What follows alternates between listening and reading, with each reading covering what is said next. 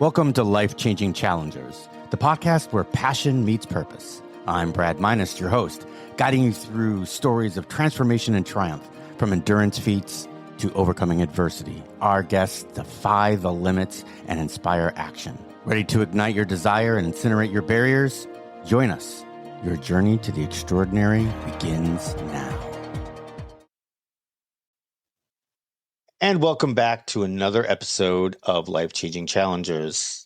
Ladies and gentlemen, I have a special guest today. Her name is Mia Hanks, and she has written a book called Bridemaid, a memoir that has actually won some awards. She won the Literary Titan Book Award. So this is something really, really special. And she is going to share her story today, and we're really excited to have her. So Mia, how are you doing today? I'm good. Thank you. Oh, and I am very happy to have you on board the show. I really appreciate that. Can you tell us a little bit about your childhood? Where'd you grow up? And what was it like to be Mia as a kid? Yeah, so I grew up in the Midwest and I'm an only child. I just had a very idyllic childhood. A lot of people don't believe me when I say that. I didn't have any trauma, don't have any traumatic stories to share. It was just very much, I kind of grew up in this bubble, so to speak. It was a wonderful childhood. The only problem was it left me kind of very naive. And when I left my small little town in the Midwest to go to college in a big city, I really felt like everybody out there was good. Everybody had good intentions. There weren't bad people. I mean, I wasn't completely naive, but, narcissism was not something I was looking for, that I was on alert about. So, just a real simple, idyllic childhood. And then I found myself with a narcissist. So, and just didn't know how to navigate that, because I had never experienced anything like that as a kid.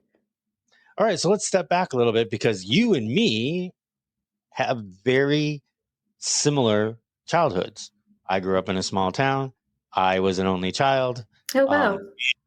I went to a school that was in a small town, so I didn't get out to the big city till later. Luckily, my father grew up in Chicago. I grew up in a suburb of Chicago, and he was very instrumental in making sure that I knew the ways of the world. So there's where we kind of differ. But on the rest of it, yeah, no kidding. Only child, small town. So, but tell me a little bit about, like, maybe we can start in high school. Did you play any sports? Were you into anything? Just to kind of give us a little bit more background about you. Yeah, I had a really great high school experience. I loved high school. I really did. I went to a small school, I think maybe 100 people in my graduating class, and I was super into music. I went on to pursue that in college. Great high school experience and good people, good friends. I hated to leave it behind, but I loved college as well. So I think I just like school in general. I get that. And music is his thing too. I played clarinet and saxophone in the band, and then went to Allstate, and yeah, it was great. And then moved over to musical theater, but basically, kind of stayed in that same genre there. So there's another thing that you and I have in common. Wow, that's interesting. Yeah, I don't know. maybe we didn't have anybody to play with, so Right. we made up these stories in our head, and then music kind of took a storyline to it. I think so, yeah. But yeah, I never was lonely as a kid. Some people will ask, isn't that lonely to not have siblings? For me, I can't say that I ever was. I was never bored. So I don't know. It's an interesting experience, I guess. Most people don't understand that because most people have siblings. Yeah, no, I get it. And you know what? I can't remember. I mean, there was occasion, but I had a pretty good solid set of friends too. Later, even in the beginning, my parents were very big on making sure that I knew the neighborhood kids. But on the whole, I was alone a lot. But I wasn't lonely. Right. Yeah, I mean, I think I still like my alone time even to this day. And I think that's rooted in being an only child and not, I don't like a lot of chaos because I wasn't brought up that way. These large families that I knew, there was always a lot of activity and chaos in their house. And it was fun to go over there and play. But then I wanted to go home to my peace and quiet, right? Yeah. That's exactly right. It was like I had friends that had 3 and 4 siblings in the Yeah. house, and I knew them all. Families would be like coming over for dinner and blah, blah, blah. You were like, I'd like to go home now. It gets a little too overstimulating, because you're just not used to that constant activity. But it was fun to go play with those Yeah. friends. But yeah, I always wanted to come back home. Yeah. Yeah. There was plenty of sleepovers, but most of the time it was a friend that had siblings that would want to sleep over at my house. Yes. So, I think 'cause they like the peace and quiet once in a while. Yes, exactly. Yeah, absolutely. So you went to a large college, it sounds like, a large university. Yeah, medium size in Nashville, Tennessee. So, not a huge city, but much bigger than where I was from. So it felt like I was going to the big city. And did you find yourself adapting pretty well, or did you I was it did, yeah. I think I surprised myself. I wasn't sure that I was cut out for that, leaving home and going, I don't know, 10 hours away or something. But yeah, I adapted really well, made friends quickly, had a great college experience. So I loved it. did you find a job right away? So I actually got married after my junior year of Wow. college and Okay. then finished my senior year. And then as soon as I graduated, my husband had already started a job. And so I moved straight away with him to another Okay. city where his job was. So yeah, I didn't have any experience. I lived in the dorms all 4 years. So I technically lived on my own, I guess you can say, in the dorm. But then I went straight from a dorm to a house with my husband. So there wasn't that in between, getting a job and living on my own kind of thing. Okay. This is getting kind of scary. Right. Okay. I got married out of high school. I got married my junior year too. Oh my goodness. Right after sophomore year. Yep. And so I know I didn't go what you went through. Yeah, isn't that's that crazy? I actually left school for a year, make my way in the world, and then came back and finished up. Okay. So yeah, but I was married. Yeah. So yeah. Young. So I was 21 when I got married. Oh, So awesome. that was Yeah. young. Same Yeah. time. Yeah, it was about 20 something. Wow, talk about coincidence. Okay, so you moved away to a place where your husband at the time was working. What did he do? He was an engineer. Okay, like civil. Oh, Civil. Okay. civil. No, in like the oil business. Okay, great. All right. So oil and engineering, was he away a lot? He really wasn't. No, occasional business trips, but no, he was mostly home. All right. So you were college sweethearts, it sounds like. We And were, yeah. were you working as well? I worked a little bit, like, the first 2 years we were married, I was teaching, private teaching. So not a full-time job. And yeah, I never did work a full-time job the whole time I was married. And, I think looking back, I'm not sure that he would really have wanted me to work, honestly. So I never did. Yeah.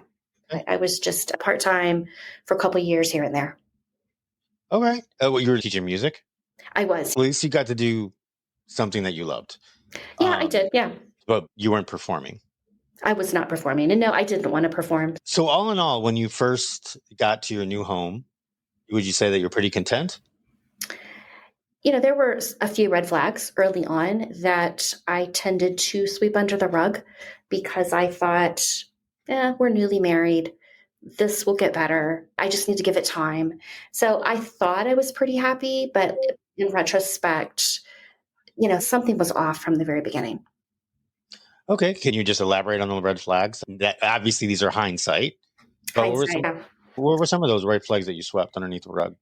Definitely the biggest one was this lack of empathy that I saw from him very early, not being able to put himself in someone else's shoes, and having very little compassion. For example, if I was sick, his response would not be to say, oh, how can I help you? I'm sorry you're feeling bad, whatever. His response would be to be angry because that disrupted his day. That was not in his agenda. It was an inconvenience to him. And so I learned really early that anything that inconvenienced him made him very angry. And again, I just thought, well, it's just a personality quirk, whatever, and try to just look past those things. The problem is those things that you see early, those red flags, so to speak, those become bigger issues later on.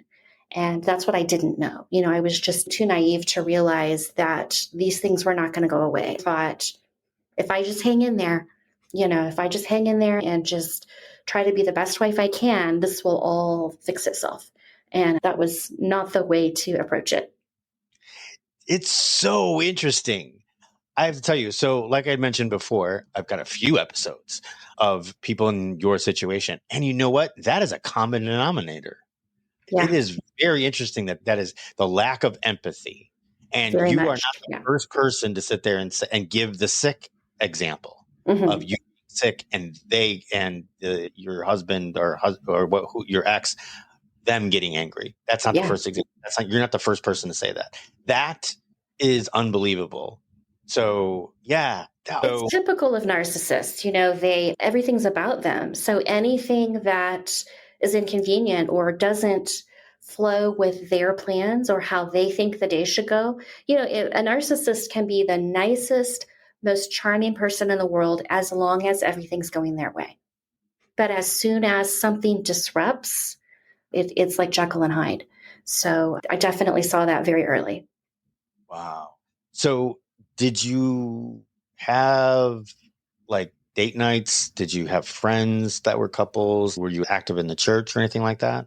We had a few friends, not a lot. We never really had a lot of friends. Early in the marriage, we had a couple of other couples that we would go out to dinner with, out to movies. We were active in church, not a lot of church friends, but we definitely had a few friends, but not just a huge social circle, no. What was he like while you were in public? So in public, he is, if he were to be diagnosed, he would be diagnosed as a covert narcissist. These people in public, they are just the life of the party. They're wonderful. They're kind. They're compassionate. They're generous. Everybody thinks they are, he is husband of the year, father of the year. So, and it's all a lie. It's all a lie.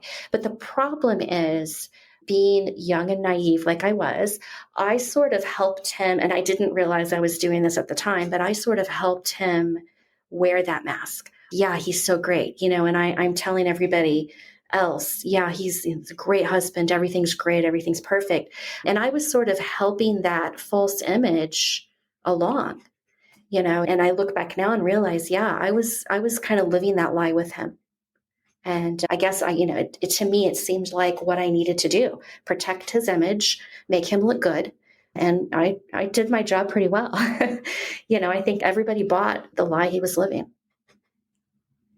Not a different story. So I guess I can start to see how doctors and psychologists are able to put things in the PDR, because it's just very interesting that this story has become so similar.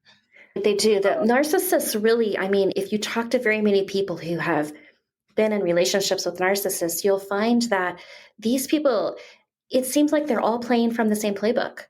It's like they all have this unwritten set of rules of how they act. It's amazing how narcissists are so alike and their traits are so similar.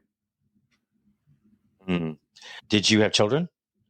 Yes, we have 2 children. How long after you got married did you have your children? I think that my oldest was born about 7 years into my marriage, something like that, 6 years, 7 years. And then 4 years later, my second one. So we have 2 kids. Wow. Okay. Was it for lack of trying or was it planned that it would be yeah, there were fertility issues. And so that's why it was 7 years for the first one. I wanted kids earlier. And looking back, I thought that maybe in addition to me just wanting kids, I also thought it might change him a little bit. It might make him a better husband. At the time, it seemed a little reasonable that I might see a better side of him once we had kids. No, that makes all the sense in the world, because you hear it all the time. People, fathers every day sit there and say, my God, the minute I held my little boy, my little girl in their hands, it changed me forever. Yeah. I wanted to live for this baby. So no, I do not think that that was a bad idea, and I do not think that you were being naive by thinking that way at all, because I know it changes people. But I think that was in the back of my mind that maybe these behaviors that I didn't like, that I saw in him, maybe those would fall by the wayside once we had kids. Right, because you would think that, okay, now he's going to hold this little bundle of joy, and that is going to be his fixation. The fixation is now going to be on his Right. child. Nothing Yes. more than to make sure that that child is protected, that they're cared for, and that they're supported, but not a narcissist. No, it really doesn't. And it's so interesting. I thought it would make him more compassionate, more empathetic. That doesn't happen. Unfortunately, they don't possess empathy. And it's really wild to learn that narcissists oftentimes are jealous of their own children. It really can create a difficult dynamic. I've never heard that they're actually. Yeah. My ex-husband was very possessive of my time. He wanted 100% of my attention 100% of the time. And when kids come along, that's just not, my kids came first. And, my kids came first when it came to my attention. And that just did not fly well with him at all. So you had your first child 7 years into your marriage. Yeah. Wow. I mean, that's crazy. And then what you said, it was 4 more years before you had your second? Yeah, that's right. So what made you decide that you wanted the second one? Or was it an ups? It was kind of, we both kind of wanted 2 kids. I didn't, as much as I loved being an only child, and I still do, I really didn't want my oldest to be an only child. I just thought, because thinking about when you're an only child, my kids then don't really have many cousins, because they don't really have any aunts and uncles. It just felt like there weren't enough family members, and I really wanted her to have a sibling. So, yeah. All right. That's definitely hypocritical of your ex. He was so infatuated to make sure that he wanted all your time. And all of a sudden he's not, I'm going to assume that he wasn't behaving very well because. Narcissists get worse with age. So every year was a little bit worse. And, toward the last 4 or 5 years of our marriage, it was awful. But, we still had good times in those earlier years, I would say. I mean, we made good memories. It's just that it wasn't all good. All right. So there is some happiness in there, just for sure. And it would have to be. Otherwise you can't stay, right? For 3 decades. I mean, there's definitely good stuff. And that did make it hard when I left, because you're thinking, well, every day wasn't bad, and I really had to deal with that and say, is it okay that I left? Because there were some good times, but it doesn't cancel out the bad. So how was he with the children? Because I'm sure that, you had to give him time with his kids by himself, whether you were sleeping, sick. Yeah. How was he with your children? He was good as long as it was fun for him. He only wanted to participate in the fun part. He did not want to be inconvenienced or deal with the day-to-day. And so really, for the most part, I felt like a single parent, and he just got to come along and play when it was good. But if anything went sideways, I was the one that was blamed for anything that didn't work out the way he thought it should. He sort of wanted to have this Norman Rockwell type image, and he kind of looked to me to provide that. And so he wanted everything to flow perfectly. And when it didn't, it was my fault. So yeah, as long as everything was fun and games, he was a fun dad when it was fun and games. But when it wasn't, he wasn't interested. Interesting. So can you count all the dirty diapers that he changed? Oh, yeah. For sure. Yeah. On one hand. Wow. And I'm getting to this. There's a method to my madness here. So let's go forward to a point where the children could feed themselves. Let's say that. But 8 and 5 or 9 and 5 and 10 and 6, something like that. did you have regular dinners? Was dinners sit down at a table? They were for a while, and then life gets crazy and it became less frequent to do a sit down dinner. Everyone was eating on their own schedule, especially as the kids were getting older. It started out that way. It's always the idea that you want to have family dinners and all of this. Unfortunately, reality doesn't always come out the way that you think. Yeah, and the reason why I was getting to it was I was going to ask what was behavior like. So, I mean, if you've got a couple of kids that are kids, Yeah, I mean, yeah, they can hold a fork, they can hold a spoon, they can put it in their mouth, and they can do it without making a mess. But sometimes they don't. Right. right. That was my question: was the behavior at the table when things could be good, maybe they weren't, strictly because kids are kids.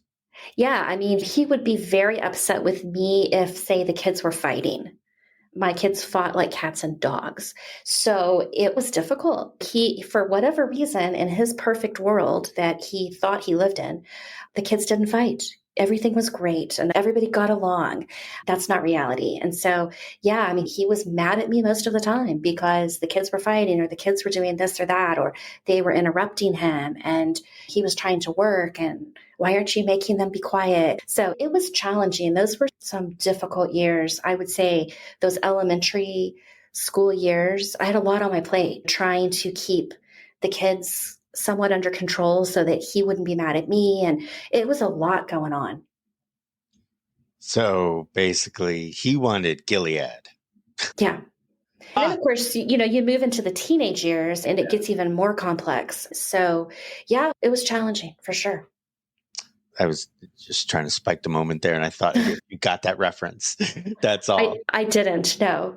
Oh, okay. So there's a series called Handmaid's Tale. Oh, yeah. Yeah. So Yes. that the environment, Yes. everything's called Gilead, and it was Hmm. really like that. And that's what he wanted. Yeah. Kids were seen and not heard, Yes.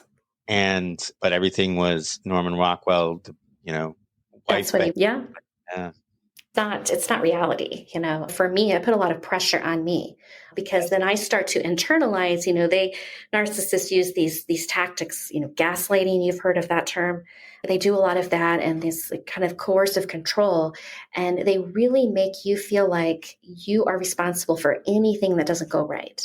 I was buying what he was selling, and he was saying it's all your fault and all of this. If I had been clear headed at the time, I would have said, well, no, it's not all my fault. But he had me in such a fog. There's a term called trauma bonding, which really is the same thing as Stockholm syndrome. And you really do find yourself defending this person. And that's what I was doing. I believed everything he said, which right now that I'm talking about it sounds crazy, but I really did. I believed that I was the problem. I believed everything was my fault. And so that's kind of how you keep going. You just say, well, it's all me. And if I just do better, things will be better. What were some of the tactics that you took in order to keep the peace? Definitely the main tactic I did was I caved to anything I needed to do to keep the peace. For me, again, going back to that, growing up as an only child and, grew up in a peaceful environment, I don't do well with conflict. I don't do well with confrontation. And so, whatever I had to do to keep things peaceful and running smooth, I just did rather than stand up and say, no, this isn't right, or I don't like the way you're treating me, or I don't like what you say to me. I would just smooth it over, sweep it under the rug. It's all going to be okay tomorrow, just to keep that peace. Interesting. So, okay. Last question before we start going in, we start making turn the corner a little bit. So, in order to keep his narcissism at bay, going 2020, what would a typical day look like where things would be super smooth? Basically, anything that, however he wants the day to go, I have to agree with it and be happy about it. He doesn't want anyone to give him any options. Don't give me alternatives. Don't give me options. This is what I want to do. This is what we're going to do. And if you just go along with it and you're happy with it and he gets his way all day long, then he's happy. It's all good. If he wants to go out to eat at this particular restaurant and he wants to see this particular movie and whatever, he wants to have this for lunch. You just, yeah, that's great. Absolutely. And you agree with him, you build him up all day long, you compliment him and make him feel like he's the greatest guy in the world. And he'll be super nice on that day. But that was not every day. With the narcissist, the problem with them is you hear the term moving the goalposts. They move the goalposts. There's nothing you can do for these people that is enough. You could give them the moon, the sun, the stars, and they would come up with something that you didn't provide. So you think you're doing everything they want you to do, and they're still not happy. Well, but you did. He could always find fault, but you didn't do this. If you complimented him 10 times a day, he would be upset that you didn't compliment him 11 times. So you just can't win with these people. So when and what sparked the initial, I need to get out of here. I need to start setting a strategy to start moving in a direction that's safer for you. Because it sounds like to me, you stayed a lot for the kids. Because I did. It sounds like they were grown and done before you finally left. They were. Yeah, they were. And that was a consideration for sure. I wouldn't let myself go there in my mind earlier in the marriage because there was no way I was going to share custody of my kids. I mean, to me, that seemed like the worst thing in the world. Hindsight is 2020. And I realized that I did my kids a disservice by staying. But at the time, I thought I was making the right decision. So what finally prompted me to say, I've got to get out of here, it was really the decline of my physical health. I was suffering from chronic pain, headaches, stomach aches. I was sick every day. I was having panic attacks almost daily, sometimes more than once a day. And I was falling apart. I mean, I reached a point where I thought to myself, this is not sustainable. I physically cannot live like this. And it was just that stress that I was living under. It's a constant state of fight or flight, 24/7. And our bodies are not meant for that level of stress for that long. So it really just became, in order to save my physical health, I had to get out. And when I did leave, I would say within 2 weeks, maybe less, I felt like a new person. I had been so sleep deprived for so long. That was a huge factor too, just being in that fog of sleep deprivation. When I left and I was able to get the rest I needed and start taking care of myself, it was almost an immediate turnaround in my health and how I felt. Wow. So you recognized that your health was declining? Was that the switch? It really was. It was that and the fact that, as I said, narcissism gets worse with age. And he had just reached a point, it seemed like when he turned 50, something just got orders of magnitude worse. And I don't know if he was having some kind of midlife crisis, but he got so controlling that it almost became frightening. And while nothing ever got physical, I really had a strong sense that it could. He was just having like childlike tantrums. And it just reached a point where I thought, this is not safe. And, I feel like I'm dying. So it was kind of just the culmination of everything sort of just fell apart all at once. And I kind of had an opportunity to get out. And thankfully, I took it. So can you tell us a little bit about that story, about, maybe how you planned it, and then finally how you finally decided that, all right, this is the day, the time, and I'm leaving? Yeah, we had decided, because our kids were grown and our youngest was graduating high school, we had decided to downsize our house. We sold our house. We had our house on the market. And we were going to just go to interim living and take our time looking for kind of our retirement home, I guess you could say. It was in that transition of selling the house that I realized I've got an opportunity here. I can get out. There was something about selling that house that, it was sort of, we're coming to this crossroads and this life change, and the kids are out of school. And it just felt like, I think I could make this work. But I was terrified to leave. I didn't know what he would do. So what I did was I more or less just told him I needed a break. I was, the whole sale of the house and all of that, it was very stressful, the move. And so I went and stayed with my parents. And I told him, I just need a mental break. I'm just going to do this for a while and see what happens. And that's what I did. And I secretly knew when I left that I was not going to come back. And I didn't. So were you able to get any proceeds from the sale of the house? Were you able to start your new life off with, or did you start from scratch? Well, fortunately, my parents were able to help me because as soon as he realized that I was not coming back, he drained the bank account. He tried to make living extremely difficult for me. His hope was if he just chokes me out enough, I'll come back. But I didn't because I did have the financial support of my parents. It took me a year to file for divorce. In retrospect, that was not a good decision because it gave him a lot of time to plan. But it took me that long to get to a point where I could get the courage up enough to serve him with those divorce papers. And that was just terrifying to me. So it did take a year. And then the divorce took almost a year. So it was a very lengthy process. How did you tell your kids that you weren't coming back? I think they all found out about the same time. My kids really weren't surprised. I thought that it would be shocking to them. They were actually both reasonably happy that I had done this. In fact, maybe a year later, my oldest told me, I wish you would have done this years ago. I definitely had the support of my kids, and they both have a relationship with their dad. He's their father. But I felt like they've really been supportive of my decision to divorce. They've been happy with the outcome. Oh, good. I'm happy that you got away. By listening to the story, I feel like I have a connection with you now. And that's great. So I'm happy that you got out. What's life like now for you? It's very different than what I lived for so long. There's so much freedom. I was never used to this level of freedom and waking up every morning and saying, how do I want to spend my day? What do I want to do? Who do I want to talk to? What do I want to eat? Making all those decisions. It's a little overwhelming because I've never had so much freedom.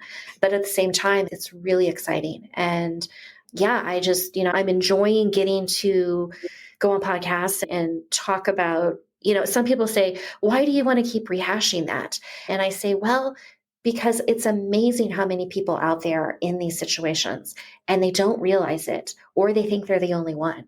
I didn't think there was anyone else when I was going through this. I did not believe there was anyone else that was going through what I was going through. And had I heard a podcast or, read a book that opened my eyes, I would have been in tune to this a lot earlier than I was. And I would have left a lot sooner. Well, for the audience and myself, I'm going to thank you for having the courage and for going through it over and over again for people to show them what this is like, just the idea. And, obviously hindsight's 2020.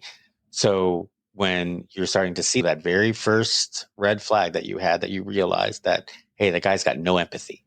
Yeah. If you're sick and your new husband or new wife is like, oh, here's a Kleenex and here's a bottle of 7-Up. I'll see you after I get off the golf course. That is a red flag. This person that supposedly loves you. Are there any other red flags that you can give to our audience that might help them realize that this is something that they should be really thinking about? Yeah, just that level of control. Narcissists have to control the narrative. They have to control their people around them. They have to control everything. But it's hard sometimes to know that you're being controlled. One thing that they'll do, they tend to like to isolate you. They don't love it when you spend a lot of time with your family. They don't really love you having a lot of friends. And the reason for that is they don't want other people to look at the situation and say, he may not be all that great. So they see it as a threat if you have a bunch of friends that you're hanging out with. Oftentimes, narcissists control all the finances. Little things like that you don't realize. I thought I had my little debit card with access to our day-to-day checking account, and I thought I had it made. I didn't realize he was being financially abusive. When I left, I realized, wait a minute, I can't even access money to hire a lawyer. All I had was access to that checking account. Well, that was by design. He did that by design. All his other accounts, I had no access to. And again, it was all planned. It was all planned. And so here I thought I just had it made and my life was great with my debit card until I decide I want to leave. I want to get my own place. I need to hire a divorce attorney. And there are no funds for that because he's got all of that tied up. So, you can be being controlled and not realize it. And you just have to look for those little things. And is this person really jealous of my time, of my attention? Because control it can be a scary thing and it builds, it can get worse with time. So that's definitely what I saw. I would take that as if you ask your new spouse and you tell him that you are going on a girls' trip and he gets angry. Yeah. That's a red flag right there. It's a red flag, definitely. I mean, if you feel like you are being isolated, there's a reason you're being isolated, and it's not a good reason. Exactly. So, well, Mia, I can't tell you how much respect I have for you to be able to do this and to bring these issues to the forefront. And again, just like your friends were saying, because I would feel the same way. You reliving this and rehashing this, but you're rehashing it for people so they understand that this is a real thing and they could possibly be in one of these relationships. So thank you for that. I really appreciate it. Now, for the rest of you that are listening, again, if you go to miajhanks.com, you'll be able to get to her blog and see some of her media. And there's also her book called Bridemaid, a Memoir, Mia J. Hanks. And there's a buy now button, and that's going directly to Amazon. In the show notes, I will provide you with this link, and I will also provide you with a direct link right to the book. But definitely check out her website. She's got some other podcasts that she's been on. This is gorgeous. It's blue and it's got whites in it and it's in silver and it's beautiful. Yeah, definitely check that out too. But yeah, definitely. That's miajhanks.com, and you can check out her book, Bridemaid. If you are watching this on YouTube, which is probably going to be one of the more boring ones because Mia is decided, for security reasons that she's not going to be on camera, which is fine. I have no problem with that. Most of the audience is audio. But if you are watching, go ahead and hit that subscribe and the like button and the notification bell so you always know when we're dropping a new episode. If you're listening on Amazon, I guess you could be listening on Amazon. You could also be listening on Apple and on Spotify. Go ahead and leave us a review. And I don't even care if it's a good review because I'll take any feedback in order to evolve this podcast to make it better and better so that you are getting the information that you would like. But for now, I would just like to say, Mia, thank you again. I really appreciate it. Thank you for having me. So for Mia and myself and for Magnus, he's back here. Thank you so much for listening, and we will see you in the next one. Well, that wraps up another episode of Life-Changing Challengers. I'm your host, Brad Minus, saying thank you for joining us on this journey of transformation. If today's stories inspired you, please take a moment to review, share, and follow us on your favorite podcast platform. Your support helps us reach more listeners and create an even bigger impact. Remember, every challenge is a chance to grow. Until next time, keep pushing, keep challenging, and never stop pursuing your extraordinary.